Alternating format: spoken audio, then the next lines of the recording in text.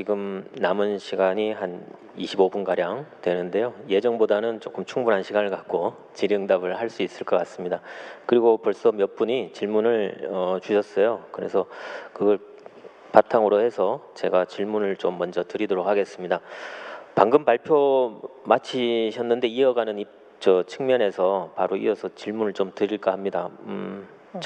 두 가지를 질문 드리려고 하는데 먼저 질문을 곤란할 수도 있지 않을까 싶어서 그런데 생각할 시간을 드리기 위해서 레거시 미디어에서 상당히 관심들이 많을 것 같은데 오히려 지금 상당히 잘 해나가고 계시다고 생각은 들지만 어떤 단점이나 한계나 문제점, 상당히 어려운 점은 무엇인지 상대적으로 다른 미디어 스타트업이랄까요? 별동대로서 이렇게 독립적으로 하는 것과 연관되어 있는 것에서 어떤 부분이 좀 애로사항이 있을지에 대한 부분은 좀 궁금하고요.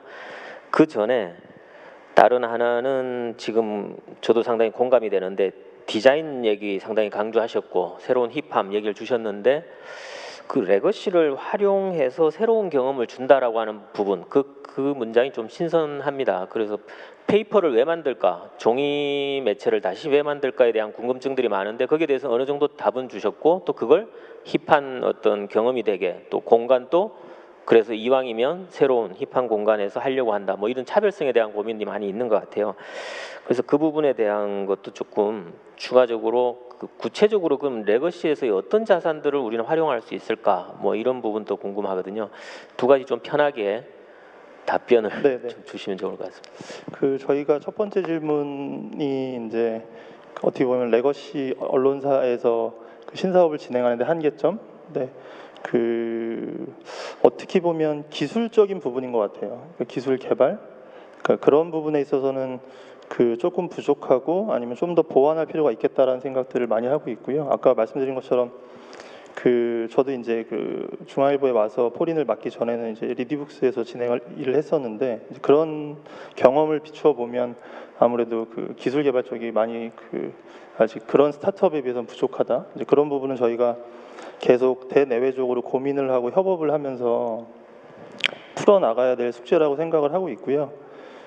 신문 같은 경우에는 제가 이제 어떻게 보면 이제 외부에서 들어와서 신규 사업을 진행하는 사람 입장에서 왜 우리가 가진 자산 중에서도 잘 활용할 수 있는 것들이 분명히 많을 것 같은데 왜 안 볼까라는 것들 옛날부터 생각을 많이 했었는데 어떻게 보면 아까 말씀드린 것처럼 외부에 정말 독자적으로 굉장히 많은 투자를 받으면서 움직이는 스타트업들은 뭐랄까 저희가 이제 쉽게 따라가기 어렵거든요. 근데 그럼 우리만의 강점으로서 뭔가 그들과 경쟁을 하고 차별화 포인트를 만들어야 되는데 저는 그 중에 하나가 이제 신문이라고 봤고요. 오히려 신문사에서 신문을 만드는 게 어떻게 보면 당연한 건데 신문사에서 신문을 만드는 게 요즘 새로울 수도 있는 거죠. 왜냐하면 어떻게 보면 방송사나 신문사의 신사업은 거의 대부분 디지털로 가고 있는데 디지털이 저는 이제 수단이지 목적은 아니라고 보고 있습니다. 그래서 특히나 이제 이런 포린 같은 자기 개발 콘텐츠를 소비하는 사람들은 디지털에서만 모여 있지는 않거든요. 오프라인에서 이런 자리에서 만나기도 하고 서점에 가서 지식을 쌓기도 하고 그래서 그들에게 어필을 해야 된다는 필요성 그런 측면에서 아직 종이가 가지고 있는 강점이 굉장히 많다고 생각을 했고 그거를 어떻게 변주하고 발전시켜서 조금 더 부가가치를 높일 수 있을까? 왜냐하면 어떻게 보면 언론사 입장에서 신문 만드는 거는 굉장히 오랜 시간 최적화되어 있는 프로세스잖아요. 어떻게 보면 밖에 있는 스타트업들은 신문 만들기 굉장히 어렵거든요. 그걸 역으로 생각해서 강점으로 활용해보자 라는 측면에서 시작을 했습니다. 네. 네네.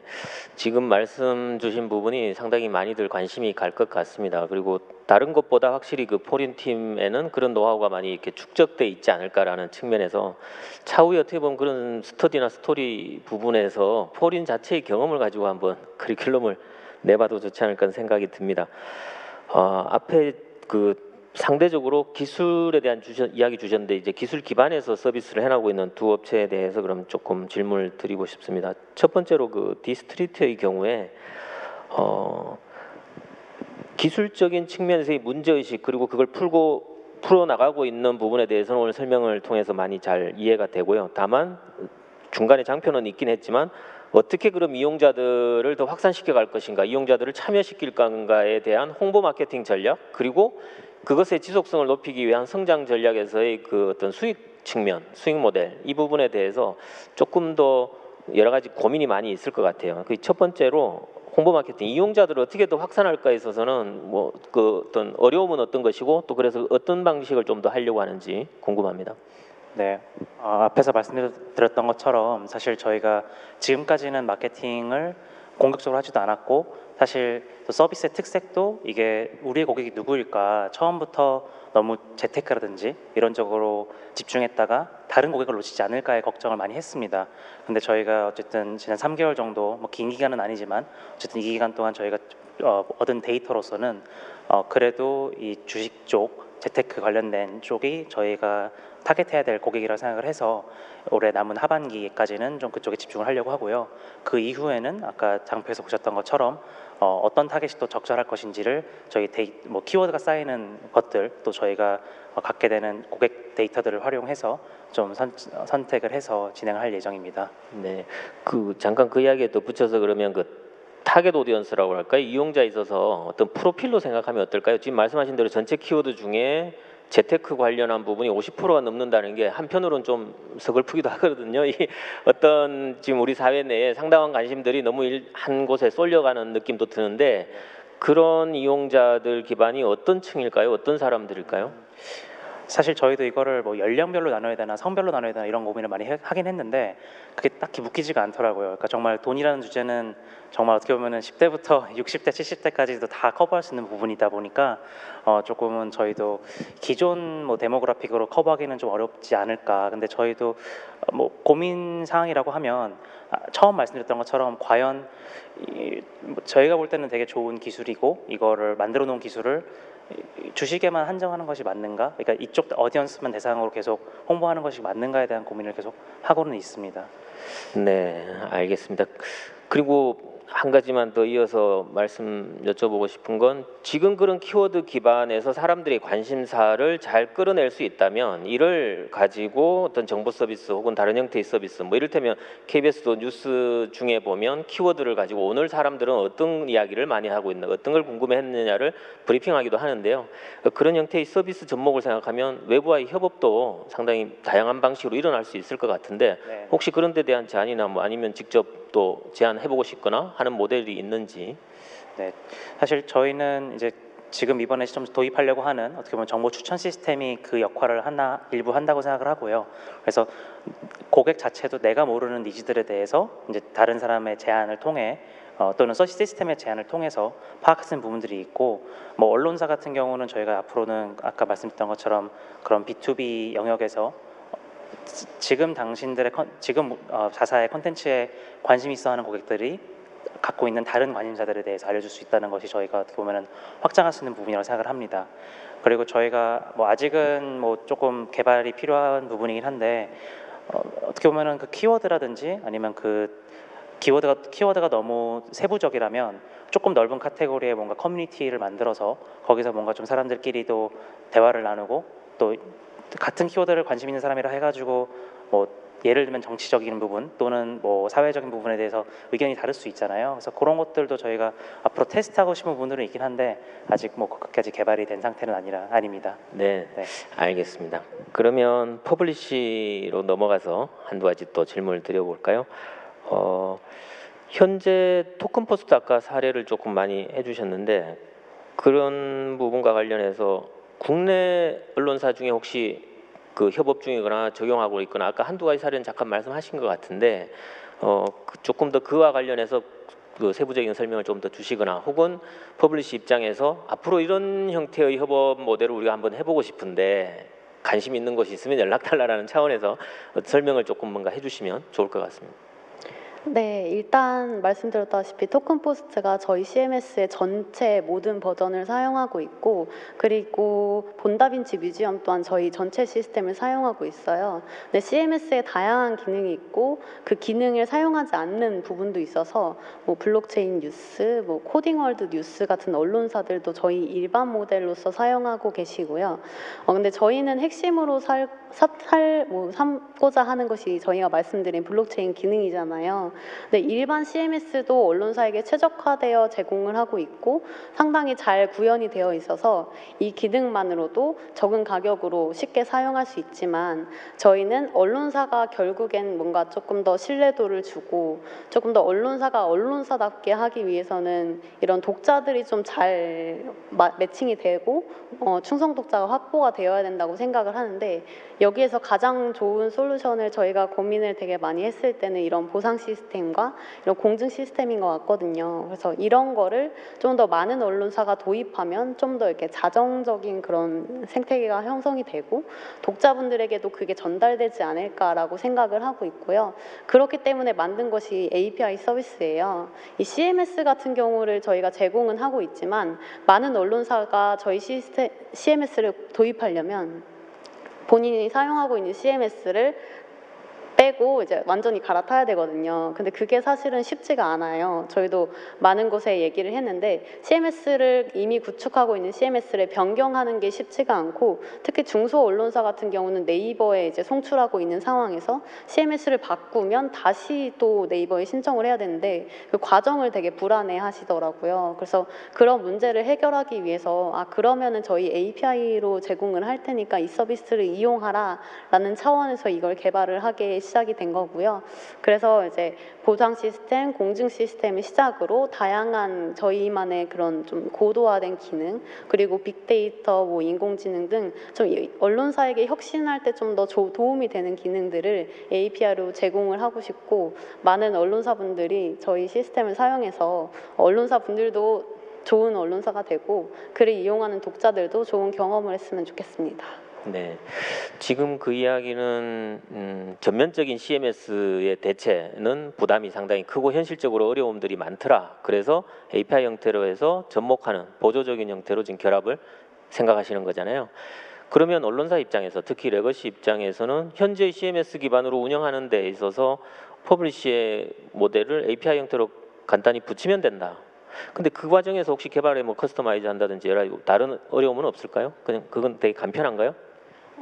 제가 엄청 기술자는 아니지만 굉장히 간편하다고 알고 있어요. 그래서 매 그 모든 그 플랫폼 안에 그냥 간단하게 저희의 스크립트 하나를 입력해 주시면 다 이렇게 소통이 가능하기 때문에 그 개발적이나 그런 진행 과정에선 어려운 게 아니라고 생각을 하고 있습니다. 네, 뭐 좀 그런 사례가 많이 일어났으면 좋겠는데 제 생각엔 아마 기술적으로 그냥 연동하는 것은 뭐 API 방식이니까 그건 뭐 자연스러울 수 있는데 아마 그 과정에서 실질적으로 현재 각 언론사가 가진 CMS 기반에서 퍼블리시를 접목했을 때 그럼 어떤 효용이나 효과를 누릴 수 있는지가 조금 체감할 수 있는 형태로 설명이나 피칭이 일어나면 어떤 협업 사례가 좀 그래서 나온다면 상당히 좋지 않을까 하는 마음에서 여쭤봤고요.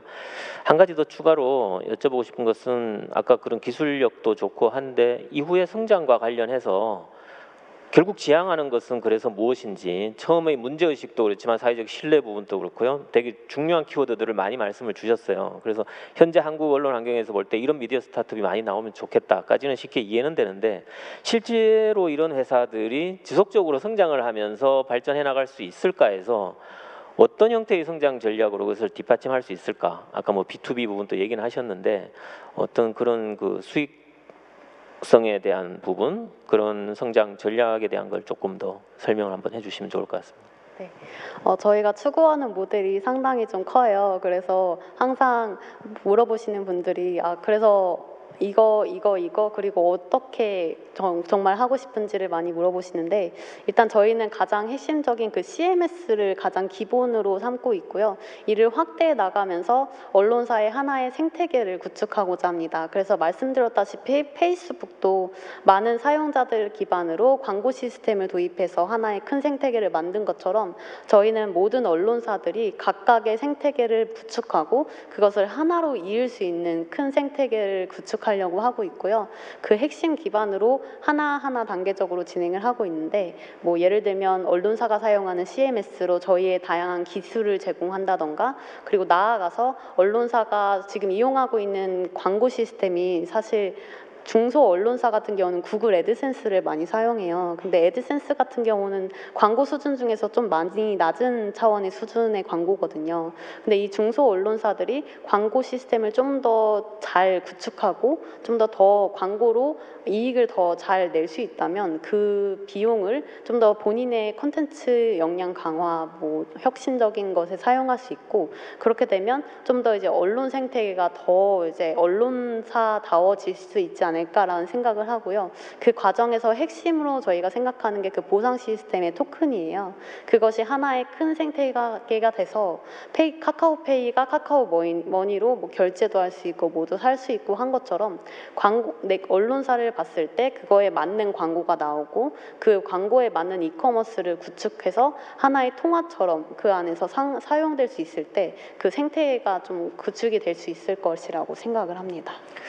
네, 바로 그 부분 때문에 아까 저도 앞서 질문 드릴 때도 그 연관성이 있는데, 지금 광고라는 키워드가 나왔을 때 바로 예민함이 생기는 것 같거든요. 지금 현재 이 CMS를 서비스적으로만 협업하고 연동하는 데 있어서는 거부감이나 저항 뭐 혹은 어려움이 크지 않을 수 있지만, 그와 연동된 광고 시스템 혹은 광고에서의 어떤 수익의 배분 문제, 여러 가지 것들이 지금 현재 작동되는 방식이 있을 것이고, 지금 퍼블리시가 지향하는 모델 혹은 얘기한 대로 또 블록체인의 접목이나 이런 것들은 상당히 어떤 신뢰나 투명성 측면에서 긍정적인 부분도 있지만, 지금 현재의 시스템하고 맞물려서 이것이 전환에 있어서는 해결해야 될 과제도 좀 제법 있을 것 같아서 이 부분은 뭐 상당히 좀 또 세밀하고 또 깊은 논의가 또 필요할 수도 있겠다는 생각은 드는데, 다만 퍼블리시 입장에서도 이 부분 고민이 있을 거고 앞으로도 이와 관련된 논의나 고민이 계속 이어져야 되지 않을까 하는 생각은 듭니다. 마지막으로 아까 디스트리트의 질문을 드렸는데 답을 좀 못 들은 부분이, 여기 그 시청하시는 분 또 질문 주셨는데요. 현재 매출이나 영업이익까지 여쭤보긴 했습니다. 그 질문을 주셨는데 향후의 매출 전망까지 몇 달 지금 운영을 하셨는데 그걸 비춰봤을 때 어떤 식으로 전망을 할 수 있을지 모르겠지만, 혹시 그런 수치도 좀 얘기해 줄 수 있는지 모르겠는데 좀 답을 부탁드릴까요? 네, 사실 저희가 지금은 이제 수익을 올리는 것보다는 고객을 유치하는 거에 더 집중을 하고 있고, 아까 저희가 목표한 5만 명이라는 수치가 달성되었을 때 그때부터 좀 B2B라든지 B2C 사업 모델을 붙여보려고 하고 있습니다. 그래서 아직은 뭐 수익이 없다고 보시면 될 것 같고요. 이제 요 수치가 달성된 이후부터 테스트를 하면서 이게 진짜 저희가 생각한 대로 시장에서 작동을 할 것인지 이런 테스팅을 하면서 진행을 해야 될 것 같습니다. 그래서 지금 당장 저희가 뭐 얼마를 벌겠다라고 말씀드리는 거는 조금 멀지 않을까 싶습니다. 알겠습니다. 아무래도 질문 주신 분도 상당히 궁금하긴 한데, 바로 그것이 그만큼 빠르게 좀 성장하고 안정적으로 지속되길 바라는 마음에서 아마 이런 질문 주시지 않았을까 싶고요. 그러면 마지막으로 이제 우리 그 포린에 다시 질문 한 가지만 더 드리면서 매듭을 좀 지어볼까 하는데, 바로 이런 부분, 어떤 지속성과 연관해서 어쩔 수 없이 이제 수익성이라는 것 고민을 하게 됩니다. 그런데 포린의 오늘 발표에서도 나왔지만 구독 서비스, 멤버십을 통해서 매출과 관련한 부분에 있어서 긍정적인 변화를 조금 말씀을 주셨어요. 그래서 거기에 대해서 사람들의 관심도 조금 계속 생길 것 같은데, 이후의 리텐션에 대한 고민도 한다고 했는데, 그러면 그 수익성을 계속 더 높이는 것 혹은 계속 잘 유지해 나가는 것과 관련해서 조금 그 지금까지는 어떤 것들이 주요하더라, 의미 있더라에 대한 부분, 뭐 어떤 그 구체적인 부분에 대한 고민을 좀 들어보고 싶고요. 실제로 근데 그것이 현재 ROI 측면에서 투입하는 어떤 인력이나 리소스 자원 대비 충분히 그 운영비를 상쇄하고 마진이 되는 것인지, 혹은 아직은 이제 이것이 의미 있는 신호를 준 것이지 현재는 어렵고 차후에 BEP 전망을 갖는 것인지, 뭐 그런 부분 궁금합니다. 네.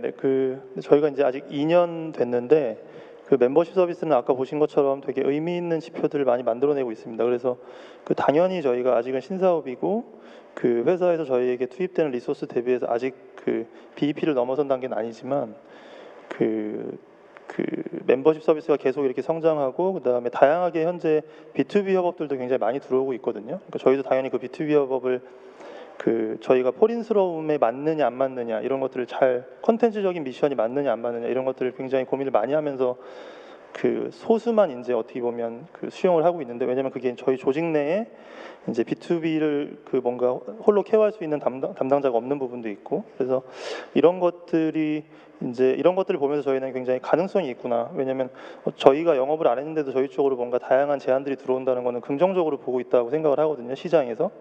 그다음에 그런 것들을 그 내년 이제 1, 2년 안에는 충분히 저희가 의미 있는 성과를 더 많이 만들 수 있겠다라고 생각을 하고 있습니다. 물론 저희도 더 빨리 만들어야 되겠지만, 근데 생각보다 저희가 멤버십 전환한 다음에 굉장히 많은 소비자들이 저희 쪽 그 플랫폼에 지갑을 열고 있고, 저희는 그 당연히 신규 독자를 모으는 것도 굉장히 중요한데, 그 이미 돈을 낸 사람들한테 더 돈을 낼 수 있게 하는 것들에 좀 더 집중을 하고 있거든요. 그러니까 어떻게 보면 객단가를 계속 올려갈 수 있는 작업들, 그런 것들을 하면 분명히 멀지 않은 시간에 그 좋은 성장과 매출과 수익을 낼 수 있지 않을까라고 긍정적으로 보고 있습니다. 네.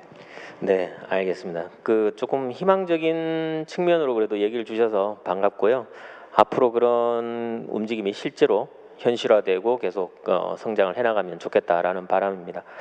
네, 오늘 그 미디어 스타트업들의 그 좀 구체적인 사례랄까요? 또 운영의 경험, 그리고 앞으로 생각하는 전망, 비전, 이런 것들을 함께 이야기를 들어보았습니다.